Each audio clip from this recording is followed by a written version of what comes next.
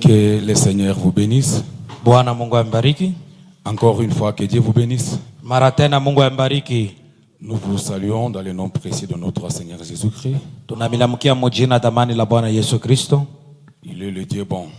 Yeye ni Mungu mwema. Il nous a gardés, il nous a protégés. Alituchunga na kutulinda.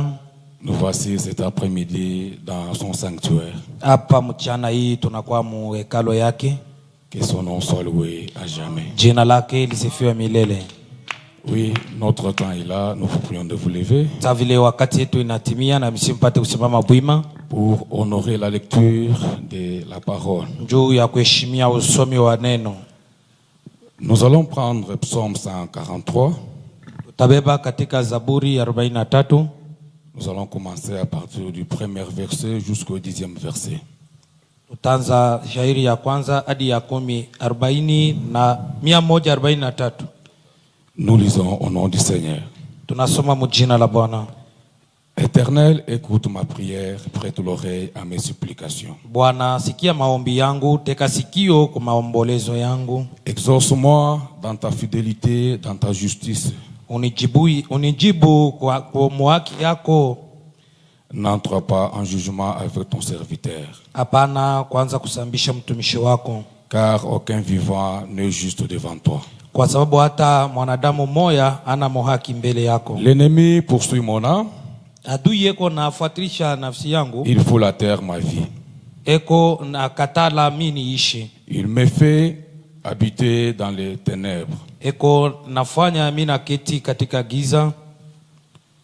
Comme ceux qui sont morts depuis longtemps. Sa vile bale bashakufaka zamani. Mon esprit est abattu au-dedans de moi. Roho yangu yenye kuchoka kabisa ndani yangu. Mon cœur est troublé dans mon sein. Na moyo yangu inavurukwa ndani yangu. Je me souviens des jours d'autrefois. Minakumbuka masiku za zamani. Je médite sur toutes tes œuvres. Niko natafakari katika matendo yako yote. Je réfléchis sur l'ouvrage de tes mains. Niko nawaza pa makazi ya mikono yako. Je tends mes mains vers toi. Minanyosha mikono yangu kwako. Mon âme soupire après toi. Nafsi yangu iko na kutafuta. Comme une terre desséchée. Sa vile udongo mwenye kukauka. Hâte-toi de m'exaucer, ô Éternel. Harakisha unijibu, Bwana. Mon esprit se consume. Roho yangu iko naungua. Ne me cache pas ta face. Usinifiche uso yako. Je serai semblable à ceux qui descendent dans la fosse. Nitafanana na bale benye kushuka mshimo. Fais-moi de le matin entendre ta bonté. Toka asubuhi unisikilize kwa wema yako. Car je me confie en toi. Kwa sababu unakutumainia. Fais-moi connaître le chemin où je dois marcher. Unijulishe mapito ambayo inapasha kutembelea. Car je lève à toi mon âme. Kwa sababu nafsi yangu inakuelekea wewe. Délivre-moi de mes ennemis, ô Éternel. Unikomboe toka wadui wangu wa milele. Auprès de toi, je cherche un refuge. Niko natafuta chamio yako kwako. Enseigne-moi à faire ta volonté. Unifundishe kufanya mapenzi yako. Car tu es mon Dieu. Kwa sababu wewe ni Mungu wangu. Que ton bon esprit me conduise sur la voie droite. Na roho yako mwema iniongoze njia nzuri. Amen. Amen. Nous allons prendre le chant numéro 83. Tutaimba wimbo 83. Nous allons chanter dans l'esprit de méditation. Tutaimba katika roho ya kutafakari. Après nous allons prier. Na kisha ile tutaomba.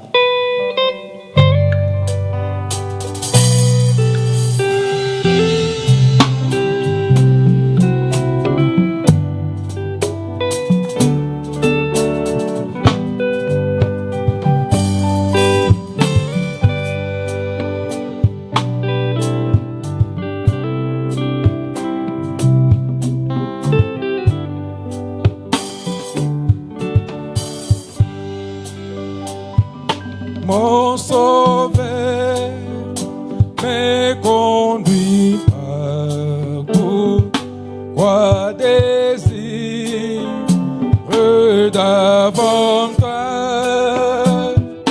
douterai je de sa grâce qui me guide dans dans la vie au-dessus du ciel, réconfort divin par la foi constante en lui, car je sais, quoi qu'il m'arrive, Jésus le transforme en bien, car je sais, quoi qu'il m'arrive, Jésus le transforme en bien.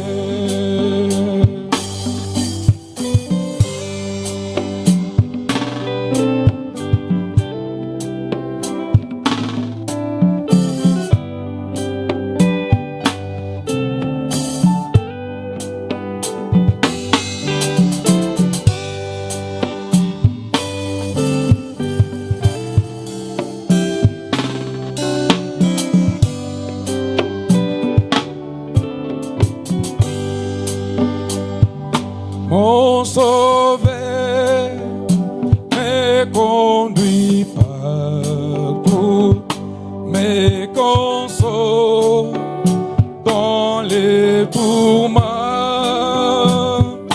me donne grâce dans les épreuves, me nourrit du pain des vies. Oh, même si parfois mes patrouilles et mon âme est assoiffée, du rocher qui va devant moi, jaillit une fontaine de joie, du rocher qui va devant moi, jaillit une fontaine de joie.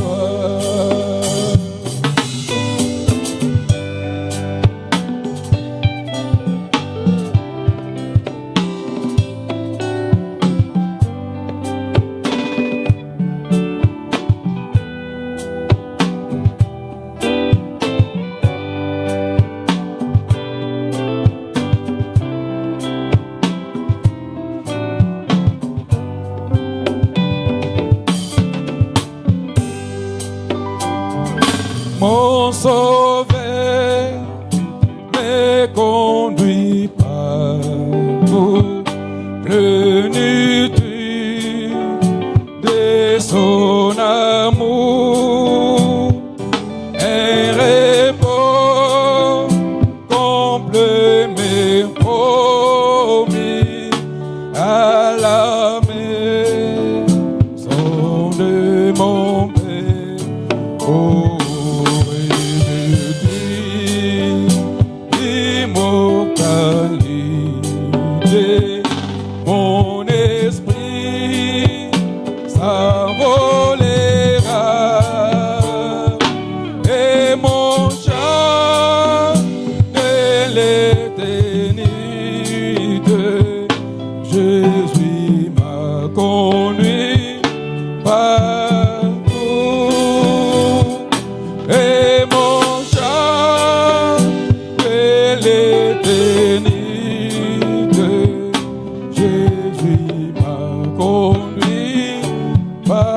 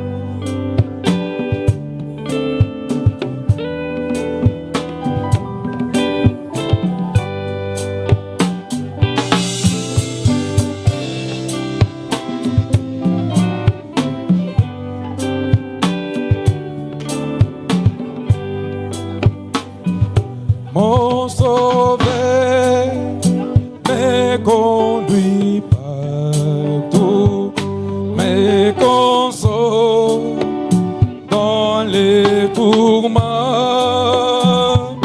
me donne grâce dans les épreuves, me nourrit du pain de vie. Oh, même si parfois mes pas triste et mon âme est assoiffée, du rocher qui va devant moi jaillit une fontaine de joie. Du rocher qui va devant moi jaillit une fontaine de joie.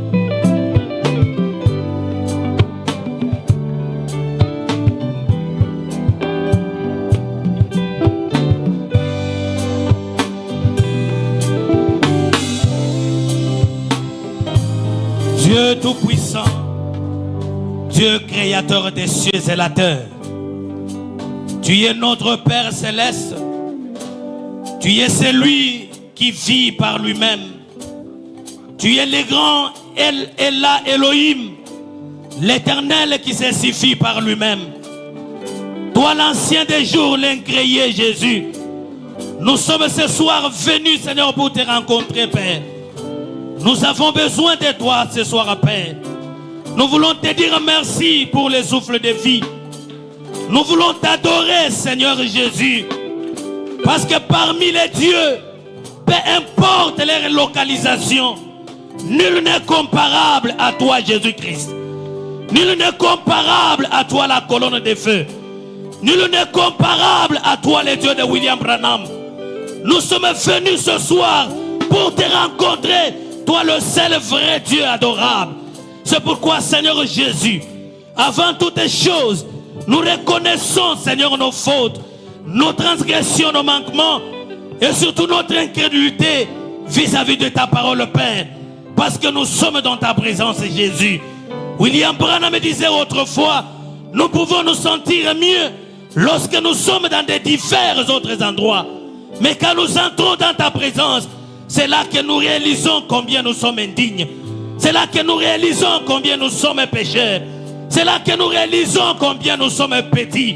Oh Dieu Tout-Puissant, la seule chose que nous voulons faire ce soir, non pas à l'accoutumance, non pas comme d'habitude, mais parce que nous savons que tu es miséricordieux, c'est tomber en bas de la croix, au pied du Maître, pour te dire, Seigneur, pardonne-nous, oh Dieu.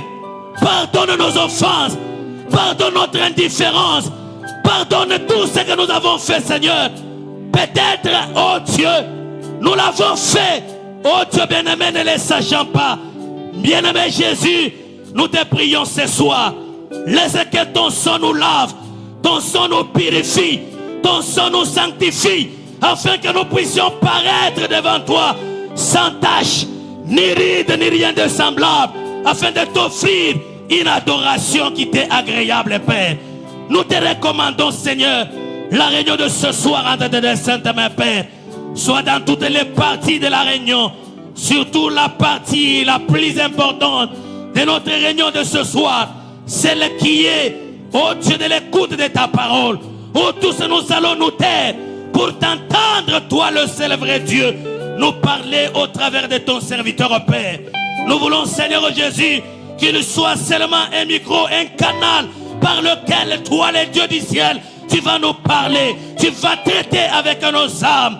Laisse Jésus-Christ, notre Dieu, comme autrefois dans la piscine de Bethesda, que tu descendes et que tu puisses encore bouger l'eau de la parole, que nous les croyants, Seigneur, nous puissions nous plonger là-dedans pour trouver consolation, pour trouver guérison, pour trouver satisfaction, pour trouver consolation, Père. Agite l'eau de la parole ce soir pour que nous puissions sortir ce soir parlant comme Clopas et son frère sur les chemins de Maïus, qui pouvaient dire: nos cœurs ne brillaient-ils pas au-dedans de nous lorsqu'il nous parlait en chemin?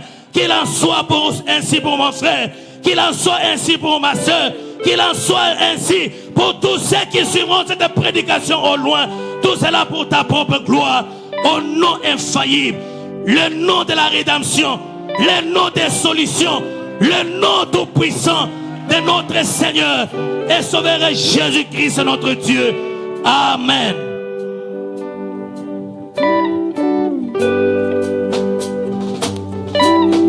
Amen. Amen. Nous vous prions de vous lever. Nous allons passer à la louange. Nous allons commencer avec le numéro 179, 193, 194 et 191.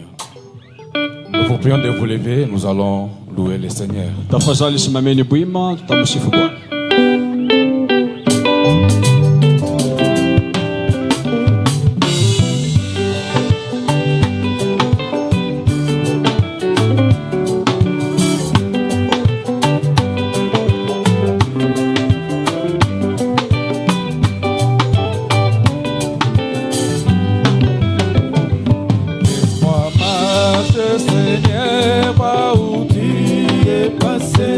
Je me conduis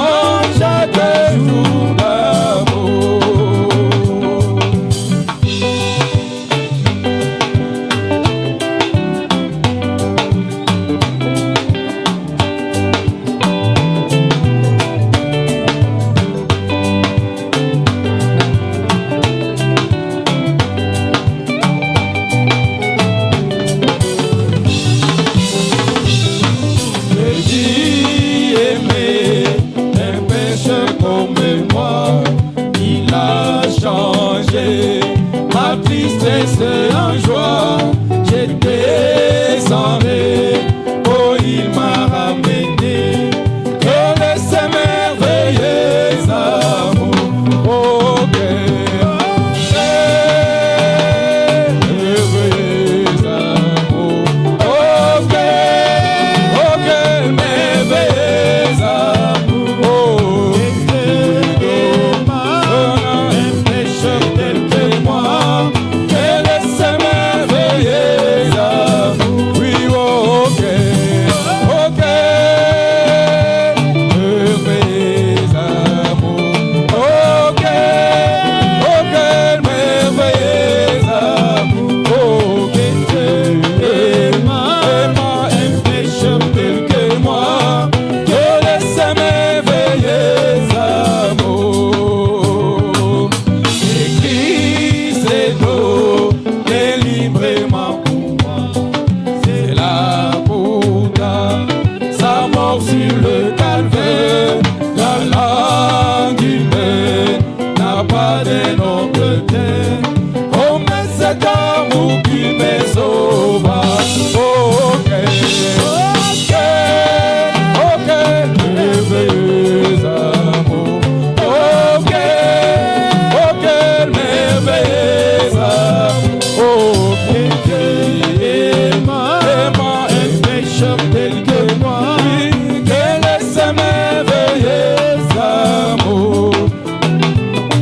Pour un perdu, condamné comme moi, pépé pourvu, et les sauvés mourir sur les rachats pour un esclave indigne qui l'ont mépris à la cage. Oh, quel merveilleux amour. Oh, quel merveilleux amour. Oh, quel aimant un pécheur tel que moi, quel est ce merveilleux amour. Et maintenant, il m'a pris comme fils et dit que je ne suis pas serviteur. Les cloches sont maintenant loin du pays, ses voies sont largement ouvertes. Oh, quel merveilleux amour. Oh, merveilleux amour. Oh, quel aimant un pécheur tel que moi, quel est ce merveilleux amour. Oh, quel merveilleux amour. Oh, quel merveilleux amour. Oh, quel aimant un pécheur tel que moi, quel est ce merveilleux amour.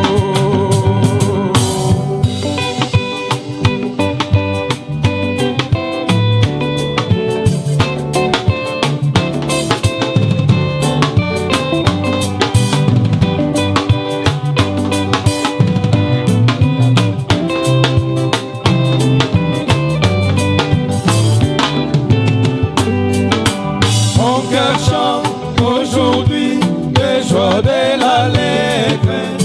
Jésus sort satisfait, banni ma tristesse. Puis de condamnation, j'ai la paix en moi. Jésus est merveilleux, puissant pour sauver. Alléluia, merveilleux, merveilleux, Jésus est pour moi. Conseiller de puissant, prince de la paix. Il me sauve, il m'égare du péché des hommes. Merveilleux est mon rédempteur, gloire à lui. Moi esclave, libéré de la condamnation. Jésus donne liberté, aussi un plein salut. Tous les péchés passés me sont pardonnés. Mon nom est écrit dans les livres.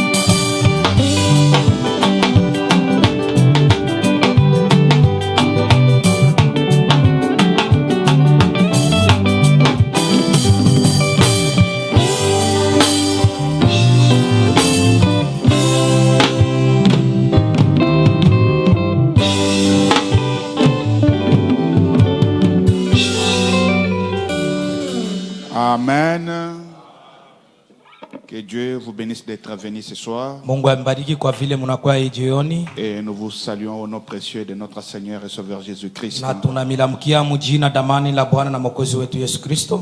Sans plus tarder, nous pouvons nous tenir debout Bila kukawia, tutasimama bwima pour honorer la lecture de la parole de Dieu. juu ya kuheshimia usomi wa neno la Mungu. Nous prenons toujours Galates Tuko na beba paka Wagalatia 7 à 8. 7 hadi 8. Vous courriez bien qui vous a arrêté pour vous empêcher d'obéir à la vérité. Mulikuwa natembea mzuri, ni nani alimizuia ili mpate kutii kwa ukweli? Cette influence ne vient pas de celui qui vous appelle. Ile ushawishi haitokee kwa ule mwenye anamiita. Proverbe chapitre 4, Mezali sura ya 4 verset 23. mstari ya 23. Garde ton cœur plus que toute autre chose, Linda moyo yangu kushindia vitu vyote, car de lui viennent les sources de la vie. kwa sababu tokea yayo kunatokea chemchemu ya uhai. Ephésiens chapitre 6, Wa Efeso sura ya 6 10 à 12. 10 hadi 12. Au reste, fortifiez-vous dans le Seigneur et par sa force toute puissante. Hivi mudikamilishe ndani ya Bwana na kupitia uwezo lake ya juu. Revêtez-vous de toutes les armes de Dieu afin de pouvoir tenir ferme contre les ruses du diable. Murivishe na masira zote za Mungu ili mupate kusimama imara kwa mbele ya ile ujanja ya ibilisi. Car nous n'avons pas à lutter contre la chair et le sang, Kwa sababu hatukombani na mwili na damu, mais contre les dominations, lakini tunakombana na mautawalo, contre les autorités, kukombana na mamlaka, contre les princes de ce monde des ténèbres, na bafalme ba hii dunia ya giza. contre les esprits méchants dans les lieux célestes. Tuko na kombana na mapepo chafu ya uovu mumali pa juu.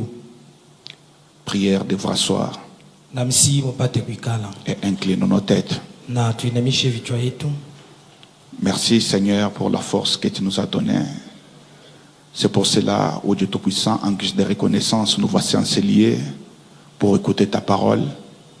Nous te prions d'être avec nous, toi qui nous as dit par ta parole que là où 2 ou 3 seront rassemblés à ton nom, tu seras au milieu d'eux. Et nous croyons que tu es déjà au milieu de nous, non pas comme un spectateur bienveillant, mais comme un Dieu qui console, un Dieu qui guérit, un Dieu qui délivre et qui peut ramener un rétrograde à la véritable communion avec lui. Je remets mon interprète entre tes saintes mains ainsi que tout l'auditoire. Au nom de Jésus, nous te le demandons ainsi. Amen. Amina. Je crois que le dimanche, nous avons été bénis par la parole. Naamini ya kama Jumapili tulibarikiwa na neno, Et nous bénissons le Seigneur Jésus-Christ pour cela. na tunabariki Bwana Yesu Kristo kwa ajili ya ile. Nous sommes toujours dans notre sujet intitulé Les atmosphères. Tuko paka mo ajili yetu yenye tulipanga mazingira.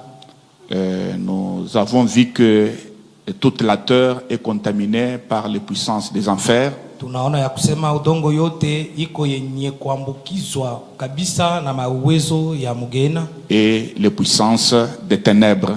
na mauwezo za giza. Et Satan est encore ici sur la terre. Na shetani engari hapa pa udongo. Et c'est pourquoi toutes ces choses arrivent, les guerres, Ndo kwa maana hivi vitu vyote viko nakuja kama mavita, oui, la saleté, les choses ridicules qui se produisent, uchafu, hata vitu vya vyo heshima viko natendeka, les sangs versés. madamu inamwangika. Vous allez trouver les gens s'entretuent sans cause valable. Mutaona bantu beko naenda na kuuana bila sababu ya kweli, Ils s'empoisonnent. beko natiliana masomo. C'est parce que Satan est encore sur la terre. Ni kwa sababu shetani ingali pa dunia, Et il a rassemblé tous les péchés des âges passés na alikusanisha mazambi za vizazi vilipita, et les a versés dans l'âge dans lequel nous vivons. na anaimwanga mu kizazi ambamo tunaishi. Alors aujourd'hui, le péché a atteint son comble. Sasa leo zambi inafika inayala tele. Donc le péché est partout.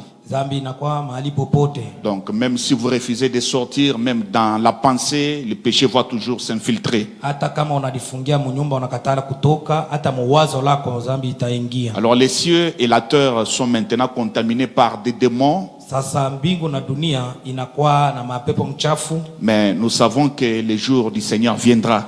Lakini tunajua kusema siku ya Bwana itakuja.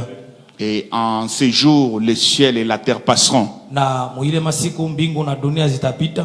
Et le prophète a dit que c'est un langage. Na nabii alisema ni usemi. Quand la parole dit le ciel et la terre passeront, Wakati neno inasema mbingu na dunia zitapita, c'est-à-dire ce sont les atmosphères qui envahissent la terre et les cieux qui vont passer. manake ni ile hali yenye kwa juu na chini ndio itapita. Et la terre est en train de subir les douleurs de l'enfantement. Na bulongo buko napata maumivu ya uzalo. Et a déjà subi par la première guerre et la deuxième guerre mondiale. Isha kuipata kupitia vita la kwanza na ya pili ya ulimwengu mzima. Voyez-vous?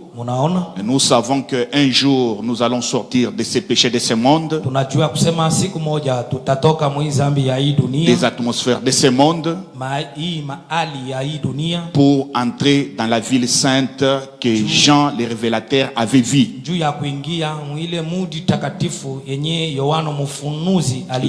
La nouvelle Jérusalem.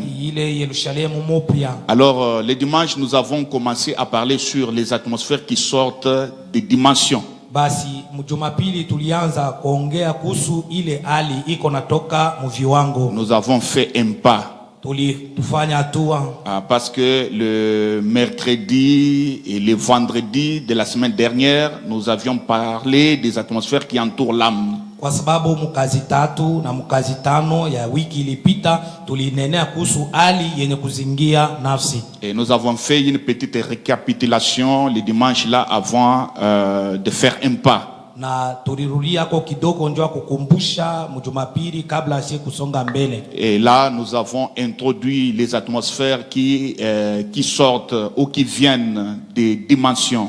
Na mjumapili mule tulianza ile hali iko natoka mviwango. Et nous avons vu au fait qu'il y a cette dimension comme le prophète les a énumérées. Tuliona kwamba ya kusema kuko viwango 7 vile nabii alivitaya. Sur la terre il y a 3 dimensions. Hapa dunia peko viwango vitatu. Le temps, la lumière et la matière. Wakati, nuru na vitu. Et après, il y a la 4e dimension où les images passent et que l'œil naturel ne peut pas les capter.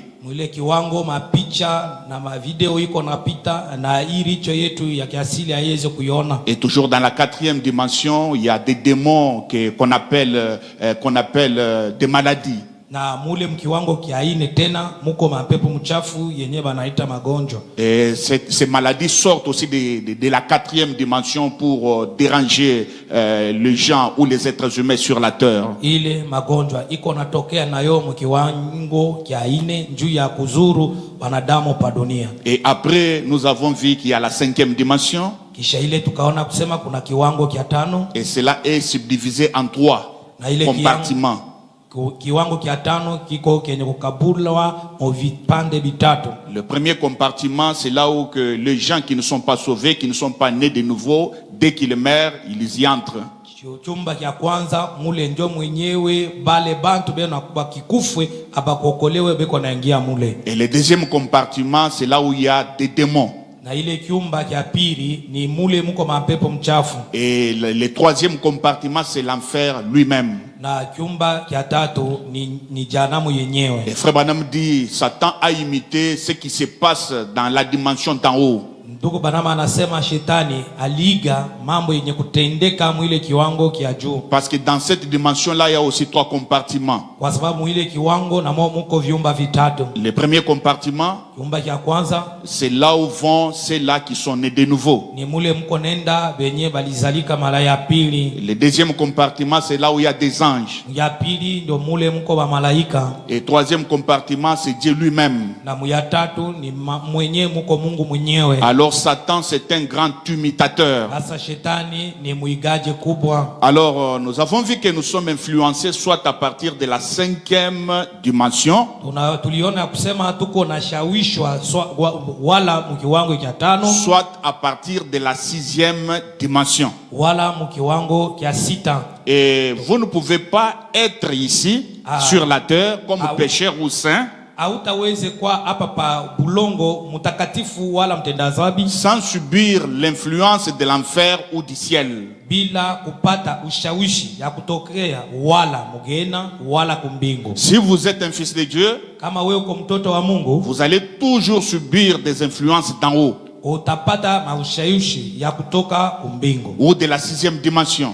maushawishi ya kiwango cha 6. Voyez-vous? Unaona? Et ceux-là qui ne sont pas des enfants de Dieu, Na pale benye habana batoto ba Mungu, et je crois qu'ici tous nous sommes des enfants de Dieu, naamini ya kama hapa bote tuko batoto ba Mungu. mais ceux-là qui ne sont pas enfants de Dieu Lakini bale benye habana batoto ba Mungu et subissent les influences d'en bas ou de l'enfer, bo banapataka maushawishi ya kutoka umu chini wala mu janamu. voyez-vous? Unaona? Si vous subissez l'influence de la 6e dimension, Kama uko na ushawishi wa mkiwango kia 6, vous êtes d'en haut. we uko wa kumbingu. Voilà pourquoi frère Branham vous avez vu de l'autre côté, Ndo kwa maana ndugu Banama alikonaka ngambo ya pili, parce que vous subissez l'influence de la 6e dimension ou d'en haut, kwa sababu uko na ushawisho ya kutoka mkiwango kia 6 wala ya kumbingu, et votre corps vous attend là. na mwili yako inakongoja kule, Et lorsque vous mourrez, na wakati utakufa c'est ce corps qui meurt. ni hii mwili ndio Parce utafariki. que au fait, un chrétien ne meurt jamais. Kwa sababu kusema kuzuri mukristo ashikufake, Mais lorsque cette tente dans laquelle vous êtes, lakini yule kusema hii ema mwenye ndani huko, là nous parlons de votre âme. pale tuko na nena kuhusu nafsi yako, Parce que vous, c'est votre âme. kwa sababu weye ni nafsi yako. Alors lorsque ce corps tombe, Wakati hii mwili et ce inakufa, corps est appelé même par la parole que c'est une tente. na hii mwili banaita mneno ya kusema ni hema. Comprenez qu'une tente est démontable. Munaelewa kusema hema banaitushaka. Voyez-vous? Unaona? Mais de l'autre côté, il y a un édifice bien fondé. C'est là où que quand vous mourrez, alors votre âme sort de ce corps, de cette tente, et va dans votre théophanie qui est de l'autre côté, dans la 6e dimension. Lakini ngambo ya pili kuko nyumba ya kujengwa mzuri, ndio pale wakati utakufa nafsi yako itatoka inenda mkiwango kia 6. Alors votre théophanie qui est dans la 6e dimension, Sasa ile teofania yako yenye kwa mkiwango kia 6, c'est ça même le vrai corps. ile ndio mwili yenyewe ya kweli, Corps céleste, ile mwili ya kimbingu, corps théophanique, mwili ya kiteofania l'édifice de Dieu. yenye ya bana ba Mungu. Et ce corps n'est qu'une image de ce qui est de l'autre côté. Na hii mwili ni picha wala maonesho ya kile kiko ile ngambo. Et tout sur la terre, tout ce que vous connaissez sur la Na terre, byote bila unajua pa udongo n'est que le reflet de quelque chose de loin meilleur que nous attend lorsque nous quittons ce corps. ni kionekanisho ya kitu kizuri kabisa kenye kutongojea ile ngambo wakati tunatoka pa udongo. Notre propre vie sur la terre Hata uzima wetu, maisha yetu pa udongo, n'est qu'un reflet. hiyo ni kionesho tu, C'est une ombre. ni kimvuli. C'est pourquoi on ne doit pas désirer toujours cette terre. Ndio kwa maana hatuwezi kupenda paka hii dunia, Parce que quand on parle de l'ombre, kwa sababu tunasema kuhusu ce kimvuli n'est pas la chose réelle. ana kitu kya kweli, C'est un reflet de quelque chose de réel. ni kionekanisho kya kitu fulani kya kweli. Voilà pourquoi la mort pour un chrétien, c'est une bonne chose. Ndio kwa maana lufu njuu ya Mkristo ni kitu kizuri. Est-ce que quelqu'un peut dire amen? Eti mtu anaweza kusema ime. Ça, ce n'est que le négatif. Hii ni tu kya bongo. Et il faut l'amour pour développer la photo. Inabidi lufu njo batoshe picha la kweli. Que les saints disent amen. Batakatifu basema amina. Pour nous ramener à la théophanie. Juu ya kuturudisha kuteofania D'où nous venons. wenye tulitokea. Oh, merci Seigneur. Oh, asante Bwana. Mais si vous êtes méchant, Lakini kama uko muovu, hypocrite, uko mnafiki, indifférent, we uko mwenye kusula, votre corps céleste se trouve en bas. mwili yako ya kumbingu iko chini. La 5e dimension. Ile kiwango kia 5. Voyez-vous? Unaona? Oui, certainement. Ndiyo kweli. Alors les fruits que vous portez devant les gens manifestent d'où vous venez. Sasa matendo yako mbele ya bantu njo iko naonesha kule unatokea. Les fruits que je manifeste sur la terre, matunda uko naonesha pa udongo, les fruits que je manifeste sur la terre, ile matunda niko naonesha pa udongo, ou que je porte devant les gens sur la terre, wala ile niko natua mbele ya bantu pa udongo, manifeste d'où je suis sorti. iko naonesha ni wapi nilitokea. Si je produis de bons fruits, alors on va regarder, on dira que il est d'en haut, il n'est pas d'en bas. Basi kama mimi natua matunda nzuri, na bantu bataona sema huyu anatokea kumbingu, ana wa chini. Voyez-vous? Unaona? Alors de ces deux dimensions, la 5e et la 6e dimension, il y a des atmosphères. Sasa muibi wango biwili ya tano na ya sita kuko mahali. Et ces atmosphères influencent les gens sur la terre. Na ile ali iko na shawisha bantu pa udongo. Et il y a deux catégories de gens sur la terre. Na kuko tabaka mbili ya watu pa udongo. Ceux-là qui ont le sceau de Dieu et ceux-là qui ont la marque de la bête. Balebeko na muri wa Mungu na balebeko na chapa ya mnyama. Et ceux-là qui ont le sceau de Dieu sont influencés par les atmosphères d'en haut. Balebeko na muri ya Mungu banashawisha na ali ya kumbingu. Et ceux-là qui ont la marque de la bête sont influencés par les atmosphères d'en bas ou de l'enfer. Benye kwa na chapa ya mnyama banashawisha na ali ya chini wala ya mujanamu. Voyez-vous? Munaona? Alors, le diable par ses esprits sasa ibilisi kupitia maro yake influence les hommes sur la terre. Eko na shawisha watu pa dunia. Peut-être il ne va pas vous montrer un gros mensonge. Saa zingine hasta kuonesha bongo buku. Mais il va utiliser quelque chose lakini atatumia kakitu kadogo qui paraît bon, kenye kinaonekana kizuri, mais en réalité le diable est là-dedans. Lakini mukweli mule nani munamo ibilisi. Et si vous n'avez pas le discernement des choses les meilleures, na kama hauna na kufafanua kwa vitu vizuri, vous tombez dans cela. Weye utanguka muile. Je peux un peu lire quelque chose dans Enfant prodigue. Mitezi kusoma hako kitu fulani mu mahubiri mtoto mwenye kupotea. Point 37 la partie B, le prophète dit ceci. Kipindi 37 kipindi cha pili nabii anasema hivi. Il dit c'est ce que fera le diable. Anasema ile njoo ibilisi atezi kufanya. Il vous fera fumer votre première cigarette. Atafanya ufute ntumbako yako ya kwanja. C'est juste aujourd'hui. Tafuta tu ni je vais juste essayer leo mitapima tu de prendre un verre. Nikunyweko kidogo. Donc ce n'est pas mon habitude. Dans mes habitudes je ne bois pas. Ana kwa desturi nshikunywa lwangu mpombe. Et je ne fume pas. Mimi shifutake je ne cours pas derrière les femmes. Mimi shifuatake banamuke. Voyez-vous? C'est ce que le diable vous fait. Ndio kenye shetani atakufanyishisha. Et vous disant qu'il n'y a pas de mal à ça. Na atakwambia sema hapa hakuna bubaya. Non, il faut toujours fuir le péché. Japo inabidi paka kukimbia nzambi. Quand vous voyez qu'il y a déjà un danger, ne vous approchez pas de cela. Wakati unaona sema hapa peko hatari, ushikaribie nayo. Ne dites pas que moi je suis un fils de Dieu. Wewe usisema hapana mimi niko mtoto wa Mungu. Satan ne peut pas m'avoir. Oh, shetani asitaweza kunipata mimi. Il vous aura. Atakupata weye. Fuyons le péché. Tukimbieni dhambi. Fuyons même l'apparence du péché. Tukimbie hata monekanio wa dhambi. Voyez-vous? Unaona? Et vous disant qu'il n'y a pas de mal à ça. Na atakwambia sema hakuna kubaya muibi. Et après un temps vous devenez un maniaque de la cigarette. Na kisha tu wakati fulani unakuwa mfutaji wa tumbako wa kweli. Parce que l'appétit vient en mangeant. Kwa sababu kula kuonjo nzuri na kuyaka wakati unaanza kula. Aujourd'hui vous avez goûté un peu.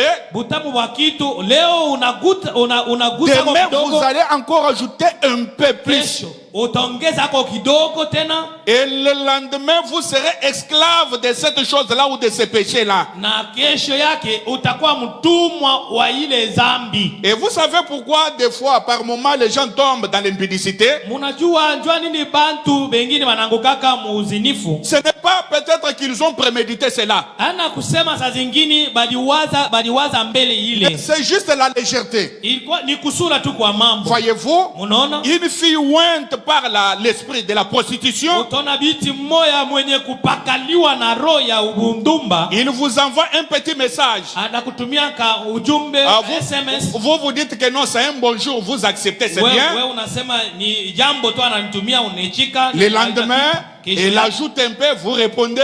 Anaongeza ba bonjour. Et plus vous causez, plus l'amour monte. Zaidi muko naenda na kuongea, mapendo iko naenda na et vous n'allez pas me contredire. Na we hautaniambia umbalimbali. Et il arrivera un temps où si vous ne vous écrivez pas, en tout cas vous ne vous sentez pas bien. Kutafika wakati moya hivi kama mwanjigiane amutashikia mzuri. Et finalement vous tombez dans ces péchés là. Na mwishayo munaanguka mwile nzambi. Quoi ça? Parce qu'on n'avait pas été prudent. Njua nini vile ni juu au kusopoke. Voyez-vous? Unaona? Parce qu'on était léger. Kwa sababu ulikuwa mwepesi. Voyez-vous? Kusula mambo, unaona? Et le prophète dit après un temps vous devenez un maniaque de la cigarette. Nabii anasema kisha wakati fulani unakuwa mvutaji wa kweli wa tumbako. Il vous dira qu'il n'y a pas de mal à prendre un verre pour vous montrer social. Atakwambia shetani akisema haina mubaya kunywa hako kampombe kaloko jua kuweko na mwikario mzuri mubantu. Mais mon chef est ici, si je refusais il va mal me voir. Oh, chefu wangu yewe ashakuikala hapa kama mimi nakatala ataniona mtu mubaya. Frère, gardons la parole. Ndugu, tuchungeni neno. Même si mon chef du travail est là. Hata chefu wangu wa mkazi yako pale. Mais quant à la parole, lakini mambo ya neno, je préférerais conserver la parole que plaire à mon chef du travail. Nitafaa mzuri nichunge neno kuliko kufurahisha bwana mkubwa wa mkazi yangu. Regardez Daniel à Babylone. Angalieni Daniel Mbabyloni. Daniel n'a pas eu honte de son Dieu. Daniel asikushikia aya Mungu wake. Regardez Mardochée de l'autre côté. Mwangalia hata Mardokai ile ngambo. Ils avaient gardé la parole. Abo balichungaka neno. Et à la fin de tout, Dieu les avait élevés. Na kisha byote Mungu alibainua. Parce que quand vous honorez la parole, kwa sababu wakati unaheshimia neno, frère, Dieu est obligé de vous élever un jour. Ndugu, Mungu analazimisha kukuinua siku moja. Et si vous lisez le livre de Daniel, na kama unasoma kitabu kia Danieli, vous allez trouver que Daniel était élevé, il était devenu le chef des astrologues. Utakuta ya kusema Danieli alienuliwa na alikuwa bwana mkubwa wa wale wa kufunda nyota. Le chef des magiciens. Alikuwa bwana mkubwa wa bachawi. Le chef des sorciers. Alikuwa bwana mkubwa wa balozi. C'était Daniel. Ilikuwa ni Danieli. Pourquoi? Parce qu'il avait honoré Dieu. Jua nini? Ni juu aliheshimia Mungu. Voyez-vous? Unaona? Nous devons honorer le message de William Branham. Tunapasha kuheshimia ujumbe ya William Branham. Ne laissons pas ce message de William Branham tushache hii ujumbe ya William Branham être foulé aux pieds. Baifinyange kumikulu. Non, honorez ce message. Hapana, tuheshimieni hii ujumbe. Honorons la parole de Dieu. Tuheshimie neno la Mungu. Oh mes frères et sœurs. Oh bandugu yangu badadangu. Écoutez ce que le prophète dit. Mufuate vile nabii anasema. Je me suis tenu à côté des gens avant qu'ils aillent au potence. Nilishimama mbele kando pembeni ya bantu mbele ya boko kwenda ku potence. Et je me suis tenu à côté d'eux avant qu'ils ne soient électrocutés. Nilishimama pembeni yabo mbele ya boko batwanga ku moto. Je n'ai jamais eu l'intention, c'est ce qu'il disait, de jouer à l'argent. Je n'avais point l'intention, alors que je jouais aux cartes, de jouer à l'argent. Je n'avais jamais l'intention de la bouteille d'une station d'essence. La bouteille d'une station d'essence. Chupa ya ile essence. Je n'avais pas l'intention d'être un voleur. Mishi kwake na nia ya kwa muizi. Écoutez ce que le prophète dit. Mfuate vile nabii anasema. Mais tout ce que le diable veut que vous fassiez, c'est commencer. Lakini kile shetani anapenda ufanye ni we wanze. Et il prendra la relève. Na ye ataanza sasa atakukombola anze kufanya ile kazi pafaji yako. Tout ce que le diable veut est que vous fassiez un pas. Kile shetani anapenda ni kusema uanze tu hatua ya kwanza. Et lorsque vous faites un pas, wakati unatoa tu hatua ya kwanza, il prend la relève. Ye anabeba fashi. Vous devenez fanatique de cette chose-là. Unakuwa mpendelevu wa ile kitu. C'est ce qu'il fait. Ndio Kenya anafanyaka. Et frère Branham dit, na ndugu Branham anasema, allez une fois sur son terrain et observez-les. Wende tu pa kiwanja yake na umwangalie. C'est pourquoi nous ne pouvons pas aller dans le camp du diable. Non. Il nous saura. Mais s'il ose devenir dans notre camp, moi je suis dans la parole, je lui dirai, il est écrit.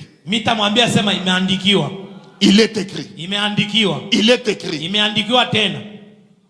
Et il s'enfuira loin de nous. Amen, amen. Amen. Allez une fois sur son terrain, observez-les. Vous savez ce que ça signifie que de mal agir. Mais il y a une influence de la puissance des ténèbres.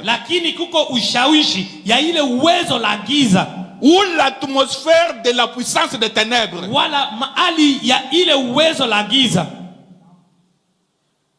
Les princes de la puissance de l'air vous guident pour être pris au piège dans ces choses.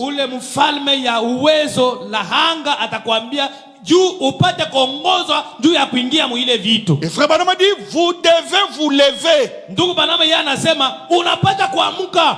Séparez-vous des choses du monde et vivez pour Christ. Le prophète dit, c'est vrai.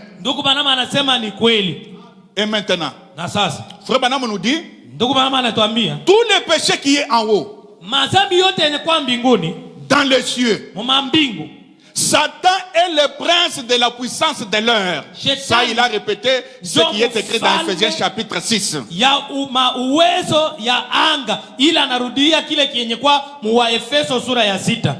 Et frère Banam ajoute quelque chose dans la plus grande bataille jamais livrée. Il dit Satan éloigne. Combat pour arrêter les bénédictions de Dieu. Voyez-vous? Amen. Mais par moment, lorsqu'il combat et éloigne pour arrêter les bénédictions de Dieu que nous lui avons demandé,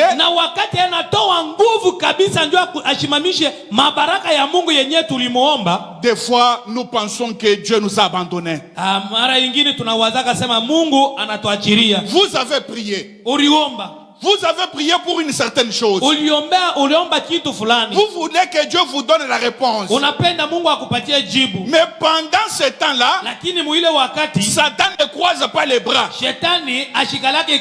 L'enfer est au courant. Il envoie ses démons. Il combat. Il essaie d'éloigner les bénédictions de Dieu. Voyez-vous? Et frère Banam dit, en ce temps-là, il faut être patient. Et si vous n'êtes pas patient, or vous avez déjà demandé la bénédiction. Et la bénédiction est en route. Satan combat. Il éloigne. Il essaye que cette bénédiction ne vous arrive pas. Oh mes frères et sœurs, écoutez, parfois les bénédictions que nous réclamons dans la prière ne nous parviennent pas comme nous le souhaitons.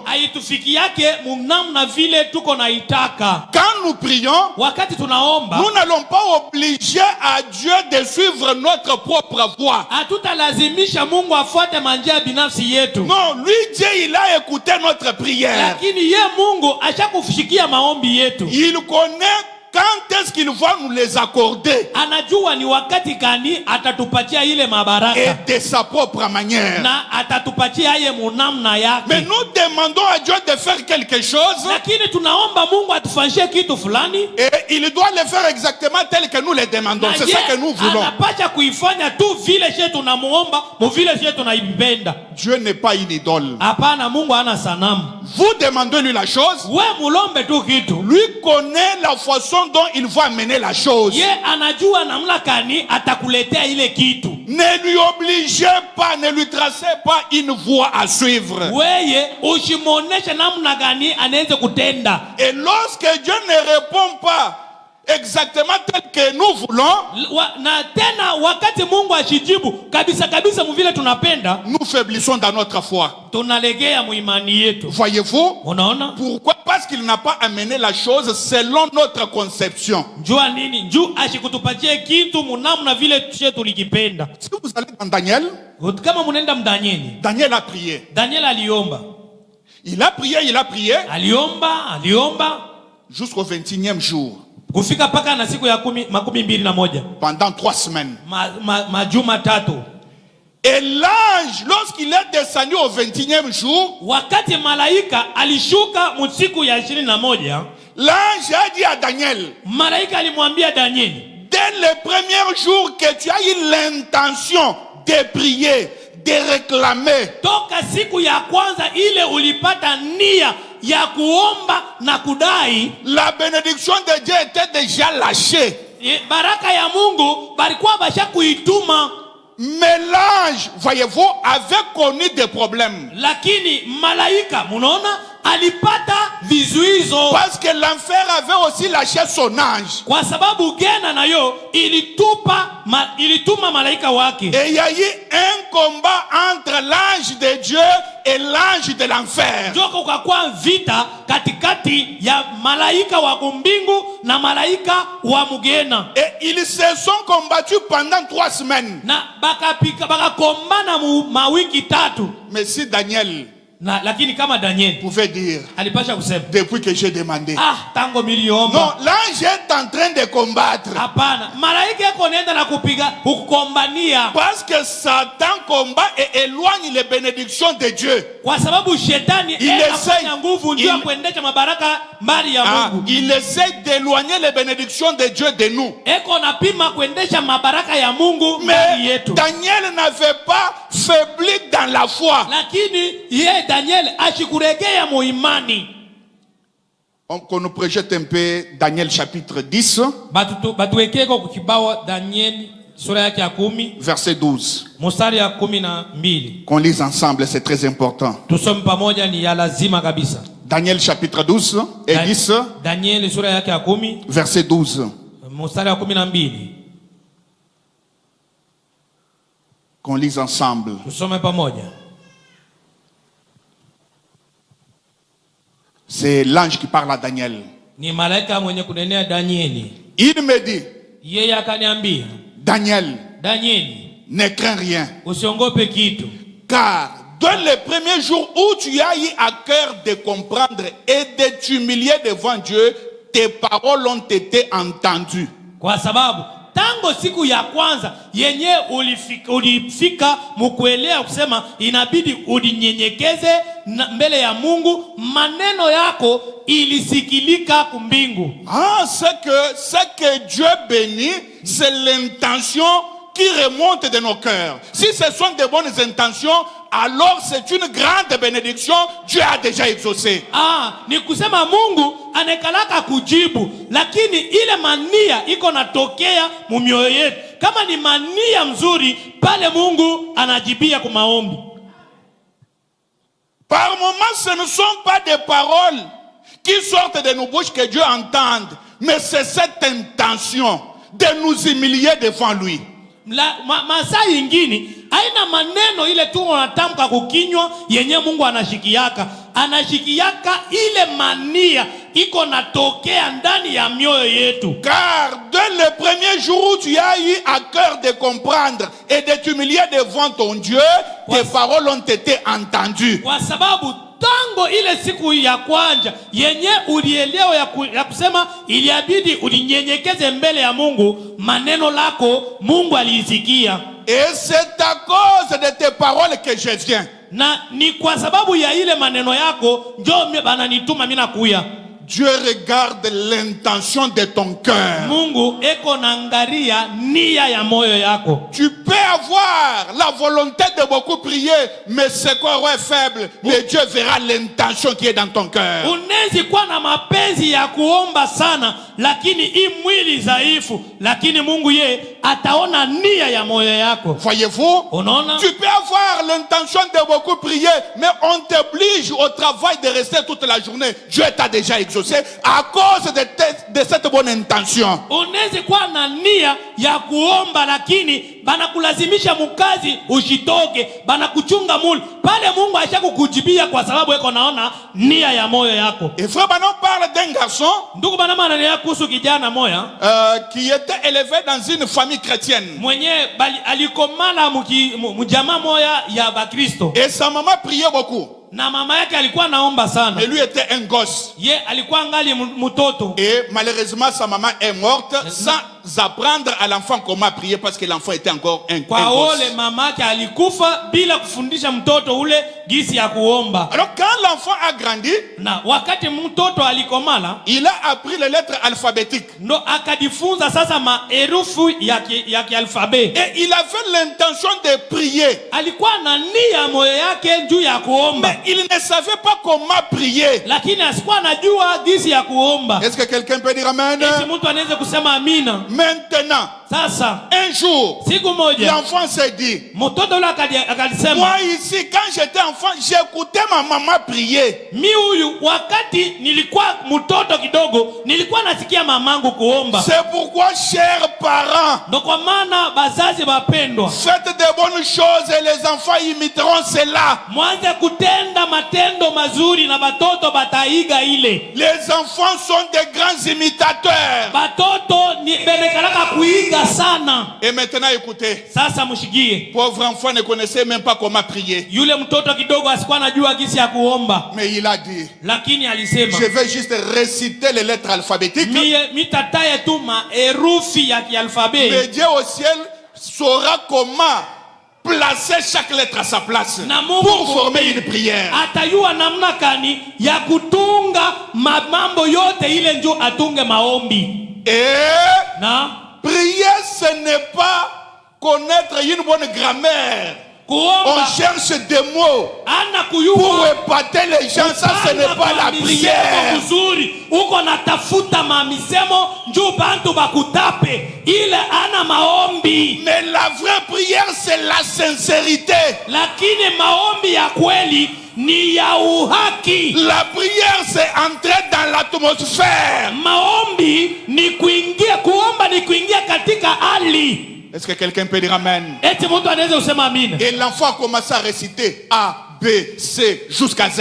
Na ule mtoto kidogo akaanza kutaya A, B, C mpaka na Z. Et il y avait un clergé d'une église quelque part qui l'entendait prier. Kulikuwa pastori moyo wa kanisa alikuwa anamusikia. Et quand l'enfant a terminé sa prière, Sasa wakati mtoto alimaliza maombi yake, et ce monsieur est allé auprès de l'enfant. na yule bwana akaenda pembeni ya mtoto, Fiston, akamwambia mtoto, je t'ai entendu prononcer des lettres. Qu'est-ce qui ne va pas? nakusikia uko nataye maherufi, ni mambo gani? L'enfant dit, j'ai prié. Mtoto akasema nilikuwa naomba. Et l'homme a dit, mais ça c'est compliqué. Na yule bwana asema inakuwa hatari. Et l'enfant a dit, Na yule mtoto akasema, vous savez, unajua quand j'étais enfant, wakati nilikuwa mtoto ma mère priait beaucoup. mamangu alikuwa naomba sana, Et j'entendais ses prières. na nilikuwa nasikia maombi Mais en yake. ce temps-là, je ne savais pas, je n'avais pas le discernement des choses. Lakini mwile wakati sikuwa najua mambo yote. Et maintenant qu'elle est morte, je suis sous l'influence d'un autre monsieur méchant. Sasa hapa yeye ashakufa, hapa niko muushawishi ya bwana moyo hivi muovu. Alors, Na sasa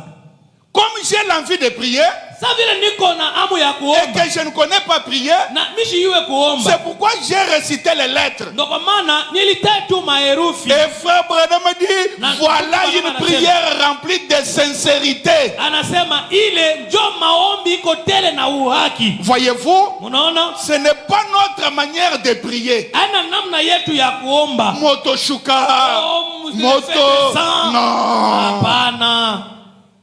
Ce n'est pas cela qui va faire descendre Dieu sur la scène. Ana ile ndio itamshusha Mungu pa kiwanja. Mais la prière doit être accompagnée de la sincérité. Lakini maombi inapasha kwa yenye kushindikizwa na uhaki. C'est notre motif dans notre cœur Ni nia yetu ndani ya mioyo yetu que Dieu entend. ndio ile Mungu anashikiaka. Et ce n'est pas le premier jour que Daniel a commencé et qu'il a vu la bénédiction. Or, la bénédiction avait déjà été lancée, mais le prince de l'air, le diable, les atmosphères infernales ont bloqué. Ana siku ya kwanza ile Danieli alianza kuomba ndio alionaka mabaraka hapana. Lakini mabaraka balikuwa basha kuituma. Lakini huyu mfalme wa hanga, huyu shetani ibilisi alikuwa asha kuichunga, asha kuishimamisha. Ne soyons pas pressés quand nous prions. Tushikwe raka wakati tuko naomba. Dieu répondra certainement Mungu kweli atajibia à une prière faite avec sincérité du cœur. Maombi ile yenye kuombewa na uwaki wa moyo. Dans la demeure future de l'époux céleste et de l'épouse terrestre. Mumakao injayo ya bwana rusi wa kumbingu na bibi harusi wa paudongo. Point 114, le prophète dit. Kipindi ya 114 nabii anasema. Tous les péchés qui est en haut. Mazambi zote yenye kwa mbinguni. Dans les cieux. Mambinguni. Il est le prince de la puissance de l'air. Il parle de Satan. Yenjo mfalme ya ile mawezo ya hanga ananena kuhusu shetani. Il éloigne combat pour arrêter les bénédictions de Dieu. Eko nendesha mbali. Eko napikana vita juu ya kushimamisha mabaraka za Mungu. De là, il y a des coups de tonnerre. Tokia kule kuko mamingurumo kule kumbingu. Il y a des éclairs, des tonnerres qui viennent frapper la terre. Kuko mamianga, maminguruma yenye inakuwa kupika udongo. Et tout du ciel, des nappes de glace et des pluies. Na biote tokia kumbingu maimakaza na mamvua. Et des typhons. Na mamvua kubwa. Et des typhons. Na mampepo kubwa. Des tempêtes et tout. Na mazoruba na bingini. Ça vient d'en haut, c'est-à-dire de Satan, le prince de la puissance de l'air. Iko natokea kumbingu, manake kutokea shetani mwenye kwa bwana mkubwa wa mawezo ya hanga. Oui, évidemment. C'est Satan qui contrôle ce monde pour le moment. Hapa sasa ni shetani yeko naongoza hii dunia. Voyez-vous? Munaona? Mais nous savons qu'un jour, le maître de la terre va se l'approprier. Lakini tunajua sema siku moja bwana mkubwa wa udongo ataibeba ikwe yake mjumla. Voyez-vous? Munaona? Alors Satan prend toutes ces atmosphères. Sasa shetani anabeba hii hali yote qui sont dans sa dimension, yenye kwa mabiwango yake, les projette sur la terre, sur les gens. Eko na itupa pa udongo juu ya bantu. Et ces atmosphères sont contagieuses. Na ile mahali iko na ambukiziana. Frère, vous pouvez dire que vous avez le Saint-Esprit. Ndugu unaweza kusema uko na Roho Mtakatifu. Mais sachez que les atmosphères sont contagieuses. Lakini jua kusema mahali iko na ambukiziana. Ils peuvent quitter d'un corps à un autre. Inaweza kutoka mwili kuingia mwili ingine. Et là, je vous ai montré l'exemple de la sœur Nelly. Na pale nilimionyesha hii mfano ya dada Nelly. Lorsqu'elle est allée sur le terrain de Satan, wakati alienda tu pa kiwanja kia shetani, et heureusement, le Saint-Esprit, l'enseignant qui était en elle, lui a dit ce que tu as fait, ce n'est pas bon. Elle est allée voir frère Branham. Eri kwake, eri njuu yake, ule mwalimu Roho Mtakatifu alikuwa ndani yake akamwambia, bila uko nafanya aina mzuri, njoo akakimbia mbio kwenda kwa ndugu Branham. Et le prophète dit, lorsque Nelly est entrée, na ndugu Branham anasema wakati Nelly aliingia, elle a commencé à pleurer. Akaanza kulia. Elle a avoué la chose. Akataya kintu vile kilikuwa. Voyez-vous, personne ne l'avait contraint d'avouer ce qu'elle avait fait. Na munaona, hakuna mtu ule mwenye alimwasubutisha ataye mambo vile ilikuwa. Mais elle-même est allée confesser cela à frère Branham. Lakini ye mwenye alienda kukiri ile mbele ya ndugu Branham. Et frère Branham dit, lorsqu'il a commencé à prier sur la sœur Nelly, ndugu Branham asema wakati alianza kumwombea dada Nelly, cet esprit-là est sorti sous la forme de la chauve-souris. Yule mpepo mchafu ilitoka muumbo ya popo. Et où est-ce qu'elle avait eu cet esprit-là? C'était sur le terrain du diable. Na ile roho mpepo mchafu aliipataka wapi? Ilikuwa kanimule ukiwanja kia shetani. Nelly était toujours une fille de Dieu. Nelly hata vile alikuwa paka mtoto binti wa Mungu. Mais là où elle était allée, alors on l'a influencé. Lakini mahali pale alienda bakamshawisha. Voyez-vous? Munaona? Et frère Branham dit l'esprit là est sorti de Néli. Na ndugu Branham anasema ile pepo mchafu ikatoka ndani ya Néli. C'était sous forme de la chauve-souris. Ilikuwa sawa vile popo. Frère Branham dit cela a secoué la porte. Ndugu Branham anasema ile litikisha mlango. Frère Branham dit ndugu Branham anasema j'ai eu peur. Nikasikia boko. J'ai dit oh Seigneur. Nikasema Bwana. Cache-moi sous ton sang. Unifiche chini ya damu yako. Parce que l'esprit ne faisait que bouger la porte. Kwa sababu ile pepo mchafu alikuwa paka anatikisa mlango. Frères et sœurs. Bandugu na badani. Les démons existent. Mapepo mchafu iko wako. Frère Branham dit si vous dites que Satan n'existe pas, la puissance du diable n'existe pas, pour commencer vous-même, le diable vous a déjà lié. Ndugu Branham anasema kama unasema shetani ashikalake uwezo ya shetani aikalake eko ni kusema shetani ashakukubana kushika ashakushika.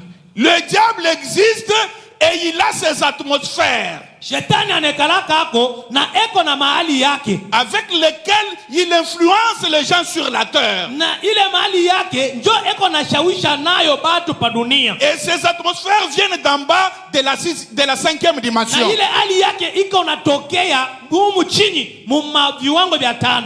Alors nous devons faire attention. Na tunapacha kusopoka. Les amis avec qui nous marchons. Barafiki bale tunatembeaga nabo. Qui sont-ils? Des fumeurs du chanvre.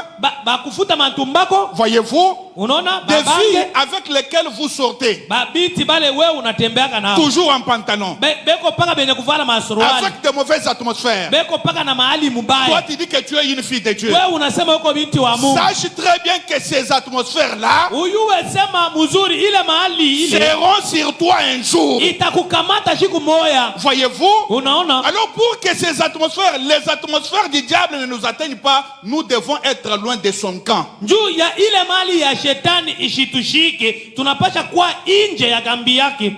Ah, ne disons pas que nous avons le Saint-Esprit. Na tushisema sasa tuko na Roho Mtakatifu. Même si je fais ça, même si j'allais dans leur camp, le Saint-Esprit va me sauver. Roho Mtakatifu itaniokoa. Néli était déjà sauvé. Néli alikuwa ashakokolewa. Mais l'atmosphère, l'endroit où elle était. Lakini ali yafuaje mula alienda. Voyez-vous, un esprit était entré en elle. Na roho ile pepo mchafu iliingia ndani yake. Mais étant déjà sauvé. Lakini hata vile alikuwa mwenye kuokolewa. Voyez-vous? Nous devrions faire attention. Voyez-vous? Et les gens qui vivent aussi, qui ont les atmosphères du ciel ou d'en haut,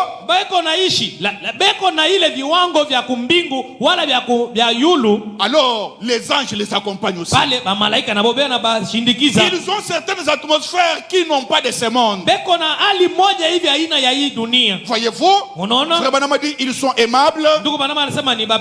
C'est pourquoi nous aimons entrer en contact avec eux. Voyez-vous? Les anges sont toujours à leur service. Voyez-vous? L'ange de l'Éternel campe autour de ceux qui le craignent. Il vous protège. Voyez-vous? Parce que vous êtes d'en haut. Vous n'êtes pas d'en bas. Moi je crois au ministère des anges. Moi je ne crois pas que les anges étaient seulement au service de frère Branham. Mais je crois que tout fils de Dieu ou toute fille de Dieu, les anges peuvent lui apparaître. Les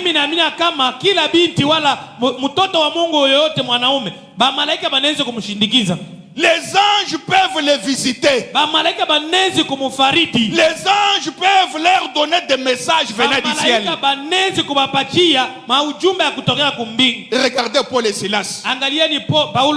Ils ont été fouettés, arrêtés, enfermés dans la prison. Mais qu'avaient-ils fait? Ils ont commencé à chanter et à prier. Frère, si vous voulez que les anges vous apparaissent, créez une bonne atmosphère dans votre maison. Évitez les disputes. Et là les anges vont vous apparaître. Quelqu'un peut dire amen? Alors Paul et Silas ont chanté. Alors la prison il y a eu un tremblement de terre. Voyez-vous?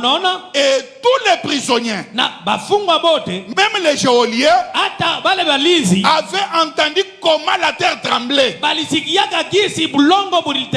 Pourquoi? Parce que Paul et Silas avaient créé une bonne atmosphère céleste. Et c'est là que le prophète dit, si vous voulez que les anges vous apparaissent, pensez à Dieu et restez loin des choses du monde. Là, les anges vont vous apparaître. Et regardez Marie. Marie avait commencé à penser sur les anges, sur la promesse. Voyez-vous? Et c'est là que l'ange Gabriel lui a apparu. Voyez-vous? Et c'est là que l'ange lui a donné un message divin. Voyez-vous? L'écriture de l'Ancien Testament devait s'accomplir dans la vie de Marie. Mais pour que cela s'accomplisse, il a fallu que Marie crée une atmosphère.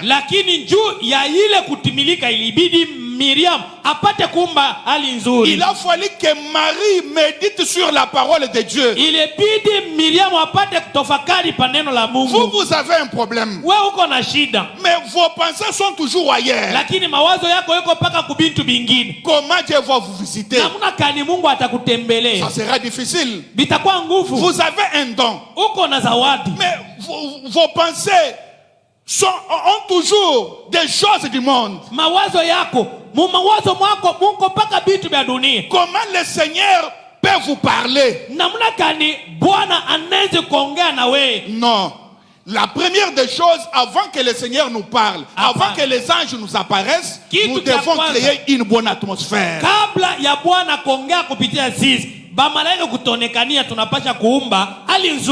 C'est là qu'il voit apparaître, c'est là qu'il voit envoyer ses anges comme messagers au service des hommes.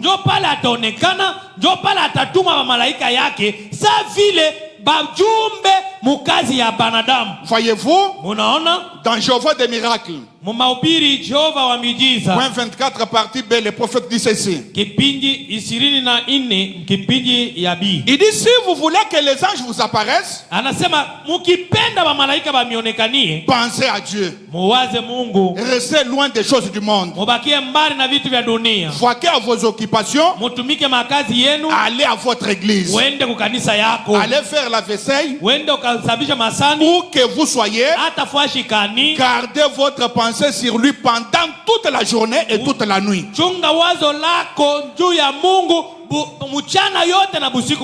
Alors Dieu fera quelque chose. Vous vous rapprochez de lui.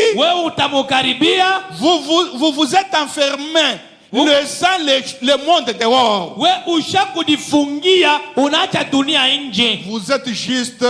Vous êtes juste lui et vous ensemble. Vous vivez sous son atmosphère. C'est là qu'il peut vous parler dans des songes, dans des visions. Voyez-vous? Pourquoi? Parce que vous êtes seul avec lui. Il est permanent dans votre pensée, dans votre esprit. Et c'est là que vous pouvez vous communiquer avec lui. Même si vous n'avez pas les dons de vision, même si vous n'avez pas les dons de songe, mais il peut vous parler par une petite voix intérieure. Et si souvent il nous parle par cette petite voix-là douce, qui remonte de nos cœurs. Et si nous savons que nous sommes dans une bonne atmosphère avec lui, lorsque cette petite voix vous parle, croyez que c'est lui qui vous parle. C'est comme Élie. Iko sawa Elia. Élie était fatigué. Elia alikuwa shakuchoka. Il était sous les genêts. Alikuwa chini ya mti ya gene. Il fuyait cette femme Jézabel. Alikuwa natoroka kukimbia ule muke Yezabeli. Pendant cette période-là, muile wakati, vous savez ce qui était arrivé? Munajua mambo ilifikaka. Alors pendant qu'Élie était dans la méditation, wakati Eli alikuwa anatofakari, il y a eu des éclairs, njoka kwa mamianga, des tonnerres. kukakuwa maminguruma. Mais Élie était calme. Lakini Eli alikuwa kimya. Et Dieu n'était pas là-dedans. Bien que Dieu peut se manifester par cela. Mungu ashikwe mubile bitu. Hata vile Mungu ataweza kujionekanisha kupitia bitu. Élie a attendu na Eli aliongojea jusqu'à ce qu'un petit vent léger ait passé. Paka na pale kampepo kaloko kalivuma. Et une petite voix douce lui a parlé. Na sauti ndogo mpole ilimunenea. Des fois nous pensons que Dieu parle toujours par des visions ou des songes. Kwa mara tunawazaka kama Mungu ananeneaka paka kupitia maono na mandoto. Non, tout croyant qu'il y a le Saint-Esprit et qui est sous une bonne atmosphère, japo kila muaminifu mwenye kwa na Roho Mtakatifu na mwenye kwa mwali nzuri, Dieu lui parle si souvent par cette petite voix du cœur. Mungu anamuneneaka zaidi paka kupitia ile sauti ndogo mpole ya toka moyo. Et pour ce soir, que le Seigneur vous bénisse. Na juu ya hii magharibi Bwana amibariki. Nous pouvons nous tenir debout. Tunaweza kusimama bwima. Qu'on nous entonne un chant. Watutumie wimbo. Après quoi nous allons entrer dans la prière. Na kisha ile tutaingia maombi. Numéro 140.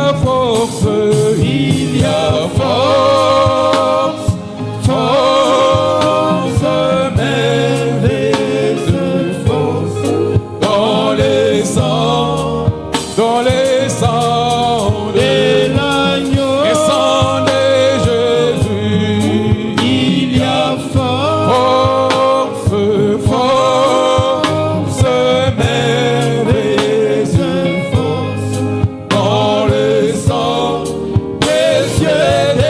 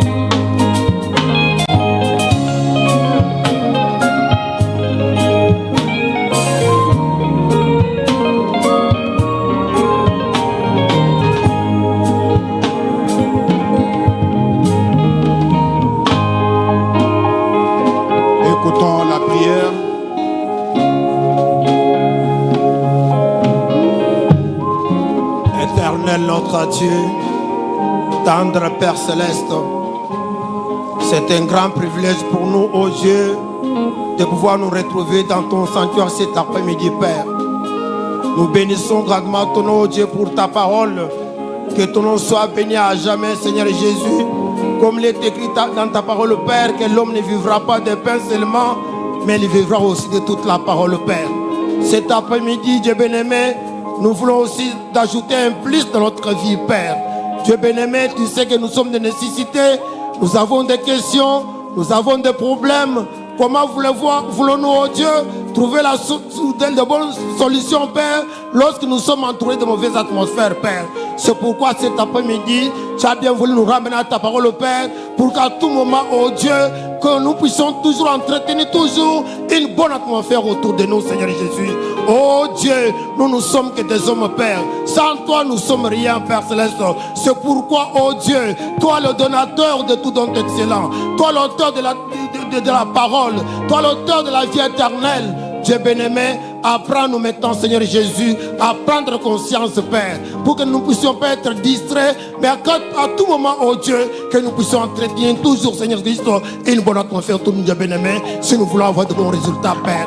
Merci beaucoup pour ta parole, que ton nom soit béni à jamais, oh Dieu, bénis davantage, oh Dieu bien-aimé, cette parole dans nos âmes. Nous croyons, Seigneur Jésus, qu'avec cette bonne atmosphère, Père, nous croyons, Seigneur Jésus, que les malades sont guéris, Père. Nous croyons, Dieu bien-aimé, que les regrets sont ramenés à la communion parfaite avec toi, Père. Nous croyons, oh Dieu, que les affligés sont consolés ce soir, Père. Merci beaucoup, Dieu bien-aimé. Nous sommes contents, Père. Nous n'avons pas passé le temps en vain, Seigneur Jésus. Nous avons été en ta présence, Père. Que ton nom soit béni à jamais, Seigneur Jésus. Bénis ton serviteur, le pasteur Jérémie, Dieu bien-aimé, par qui tu nous as parlé, Seigneur Jésus-Christ. Sois notre Dieu. Laisse-nous partir encore avec cette atmosphère dans nos maisons. Et lorsque nous sommes dans la reine du soir, Père, que tu puisses encore descendre, oh Dieu bien-aimé, et que tu puisses consoler, oh Dieu. Que ton nom soit béni à jamais. Bénis chacun de nous. Bénis ma soeur. Bénis mon frère. Souviens-toi également, oh Dieu, de notre pasteur dans les voyages missionnaires, Seigneur Jésus. Soutiens les pères et que cette bonne atmosphère les soit toujours avec lui. Il est partout, oh Dieu. Que ton nom soit béni à jamais. Nous te demandons tout ceci pour ta gloire. Au nom puissant de Jésus-Christ, nous avons demandé. Amen. Amen.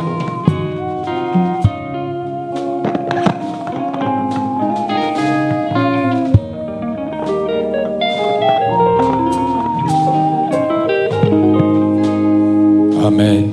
Amina. Nous pouvons acclamer pour la parole de ce soir. Tushangilie kwa ajili ya neno ya magharibi ya leo. Que Dieu bénisse richement son serviteur, le pasteur Jérémie. Mungu amubariki sana mtumishi wake mchungaji Jérémie. À présent, nous passons au service des récoltes de dîmes et offrandes. Sasa tunapita kwenye kazi ya kuchukua masadaka na mazaka. Courbons nos têtes pour un mot de prière. Tunamisheni vichwa juu asikomba. Notre Père Céleste, Seigneur Jésus-Christ, encore une fois nous te disons merci, merci Seigneur pour ta bonne parole que tu nous as envoyée ce soir. Seigneur, nous nous humilions devant ta parole. Nous voulons créer les atmosphères autour de nous afin de te voir, toi notre Dieu. Bénis cette parole Seigneur dans les cœurs de mon frère et de ma soeur. Bénis aussi ce service, ô Dieu, que nous voulons commencer. Bénis la main Seigneur. Bénis les activités de tes enfants qui vont t'honorer ce soir. Au nom de Jésus-Christ. Amen. Amen. Nous allons accompagner ces services avec le numéro 26. Tasinikiza hii kazi na namba 26.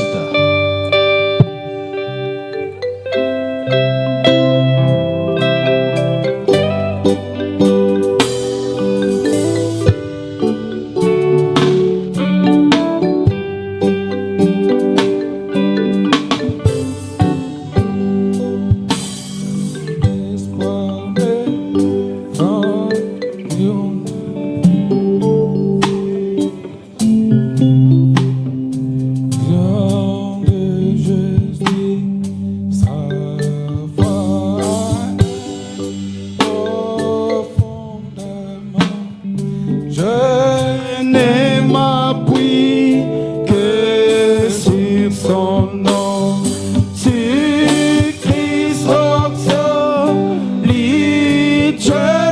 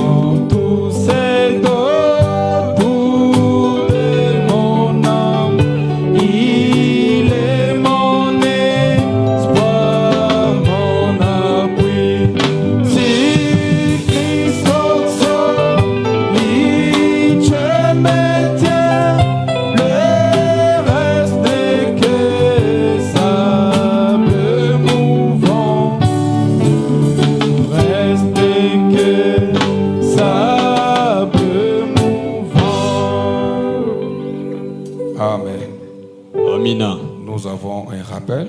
Tunakumbusha moja.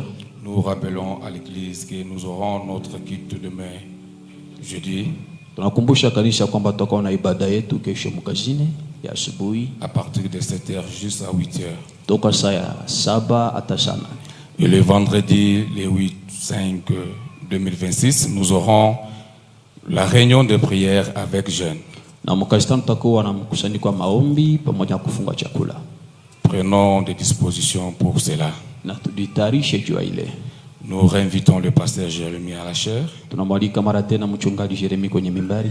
Il y a un frère qui fête l'anniversaire. Kuko ndugu mmoja kona sherekea tarehe alizalika. Et l'autre qui fête, qui a un bébé consacré, oui. Na kuna mchanga moja wa kutolea.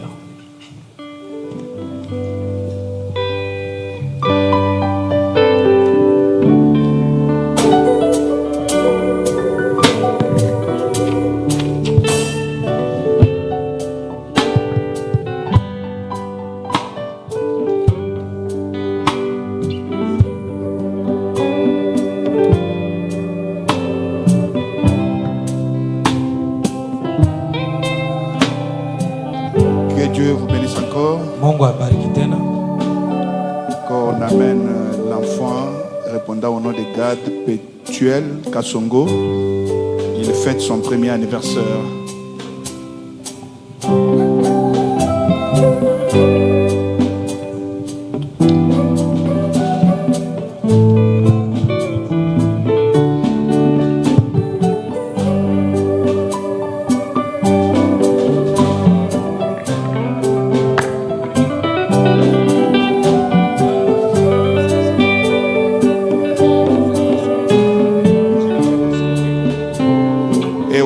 La famille Jamouelou apporte l'enfant répondant au nom Israël.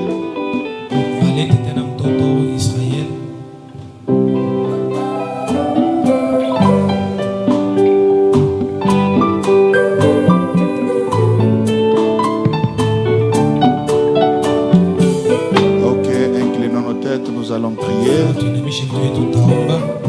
Dieu Tout-Puissant, Dieu notre Père, nous venons à toi avec ces deux bébés qui fêtent leurs anniversaires. En guise de reconnaissance, voici leur maman au Dieu Tout-Puissant, sont au Dieu de gloire sur cet autel pour les reconsacrer à toi. Ces jours-là, on t'avait amené des petits-enfants afin que tu les consacres au Dieu. Mais tes disciples les repoussèrent. Et tu avais dit à tes disciples, laissez les petits-enfants venir à moi, car le royaume des cieux est semblable à eux. Tu les consacras, Seigneur. De même aussi, Seigneur, nous venons avec, ô Dieu Tout-Puissant, ces bébés répondant au nom d'Israël, et aussi Gad Petuel Kasongo, qui fête son premier anniversaire. Reçois-les, Seigneur. Mon Dieu, mon roi, nous savons que ce qui entre à tes saintes mains, personne ne peut te les ravir. Nous les reconsacrons à toi au nom du Seigneur Jésus. Et je m'avance pour leur imposer les mains, Seigneur. Seigneur, ma main est sur ce bébé. Puisse, au Dieu de gloire, les bénédictions réclamées dans la prière faite derrière la chair puissent l'accompagner et ses effets. Et aussi, ma main est sur cet enfant, Seigneur. Accepte, au Dieu de gloire, que les effets, au Dieu Tout-Puissant, de la prière et des bénédictions demandées dans la prière puissent l'accompagner, Père. Au nom de Jésus-Christ, nous te le demandons ainsi. Amen. Amen. Nous sommes arrivés à la fin de notre culte de ce soir. Et il est 18h23. Nous allons nous rassembler la journée de vendredi pour la prière. Nous sommes à la fin. Que le Seigneur vous bénisse encore. Et allons dans la paix du Seigneur Jésus-Christ selon l'ordre de nos diacres.